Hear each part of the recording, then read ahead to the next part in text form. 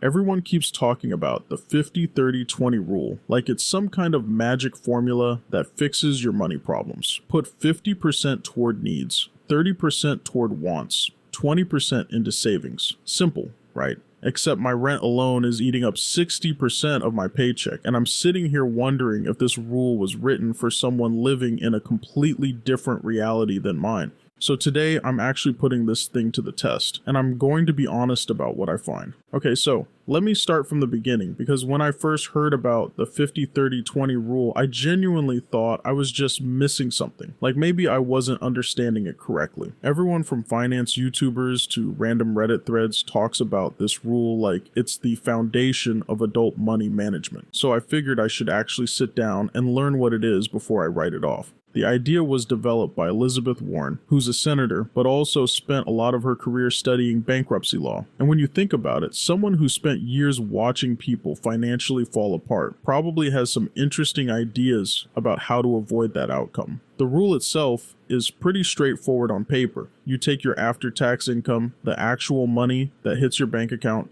and you divide it into 3 buckets. The first bucket is 50% for needs, not things you want, things you genuinely cannot function without. Housing, food, utilities, transportation, health insurance, that kind of stuff. The second bucket is 30% for wants. This is where your subscriptions, your eating out money, your clothing splurges, your hobbies, all that enjoyable stuff lives. And the third bucket is 20% for savings or paying down debt, emergency fund, retirement contributions, that sort of thing. And honestly, when you hear it explained like that, it sounds almost too simple, which is kind of the point. The whole appeal is that you don't need a spreadsheet with 47 categories. You just sort your spending into 3 buckets and make sure none of them is wildly out of proportion. That's the pitch anyway.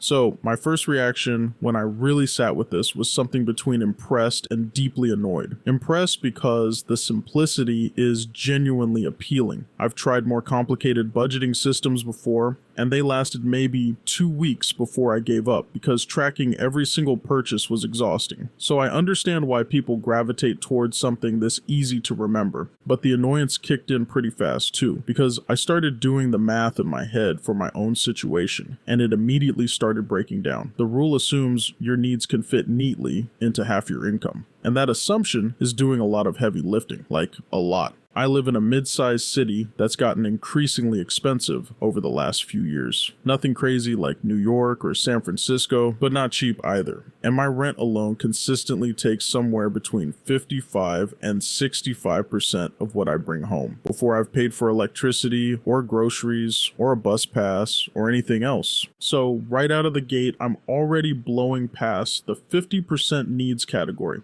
And this isn't because I'm renting some fancy place with a doorman. It's a pretty basic apartment. This is just what housing costs where I am right now. And when I looked into the rule more, I found out that if your needs consistently exceed 50% of your income, the advice is to adjust your lifestyle. Things like finding a cheaper phone plan, cutting childcare hours, or maybe even moving somewhere more affordable. Which, like, okay, I understand the logic, but telling someone who is barely covering rent to just find somewhere cheaper to live is the kind of advice that sounds reasonable in theory and feels almost insulting when you're actually in that situation. So let me actually walk through what applying this rule looks like in my real life. And I'm going to keep the numbers approximate because I'm not trying to put my full finances on display, but I want this to feel real. Let's say I take home about $2,000 a month after taxes. That's not exact, but it's in the ballpark. Following the 50-30-20 breakdown, 50% of that would be $1,000 for needs, 30% would be $600 for wants, and 20% would be $400 for savings or debt.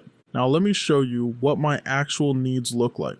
Rent sits around $1,200. That's already 120% of what the rule says I should spend on needs total. Before utilities, before groceries, before my phone, before anything. Once you stack on electricity, internet, and basic food, I'm somewhere around $1,600 or $1,650 just on things I genuinely cannot opt out of. So in my situation, needs are eating up roughly 80 to 85% of my take-home pay, which means the remaining 15 to 20% has to cover both my wants and any savings. That's somewhere between $300 and $400 to handle everything else. And the rule is telling me 600 of that should go to fun and 400 to savings. Those numbers don't even exist for me to allocate. Now here's where I started actually thinking instead of just being frustrated, because I think the problem isn't that the rule is bad advice. The problem is that the rule assumes you're starting from a position where it's already achievable. It's designed for people who have some flexibility, not for people at the very beginning trying to figure out how to survive before they can even think about saving. It's kind of like getting nutrition advice that says eat 2 servings of vegetables a day. That's good advice. But if someone is food insecure and working 2 jobs, the issue isn't that they don't know vegetables are healthy. The issue is that the conditions that would make following that advice easy simply don't exist for them yet.